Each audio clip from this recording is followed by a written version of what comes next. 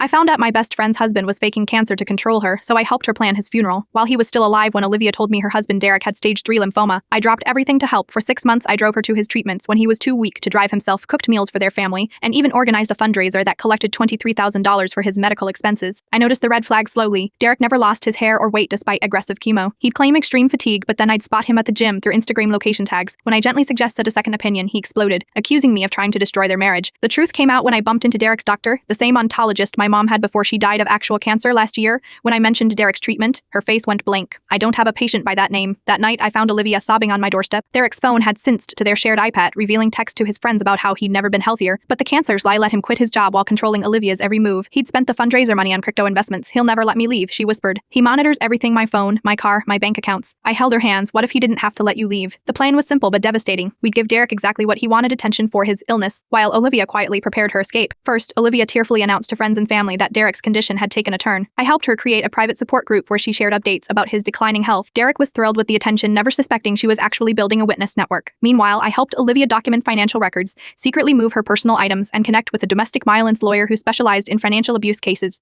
The final piece came when Olivia announced she wanted to plan Derek's funeral in advance to ease his mind. Derek loved it, picking music, writing his own eulogy, even selecting pallbearers. What he didn't know was that Olivia was photographing everything as evidence of his fraud. On a Tuesday, when Derek was meeting with his support group, actually his gambling buddies, 3 moving trucks arrived at their house. By evening, Olivia was gone, along with her inheritance money he'd borrowed, all documentation of his fake illness, and a flash drive containing his funeral plans delivered to the district attorney's office. That night, Derek came home to find 50 of his closest friends and family gathered in his living room for an emergency prayer circle. Instead, they were greeted by a video confession Olivia had recorded alongside medical records proving he'd never been sick. The fundraiser money was already being returned to donors, his credit cards were frozen for fraud investigation, and divorce papers waited on the kitchen counter. Derek didn't just lose his wife that day, he lost his reputation, his friends, and his freedom when the fraud charges hit. Sometimes the most terminal condition is the truth finally coming to light.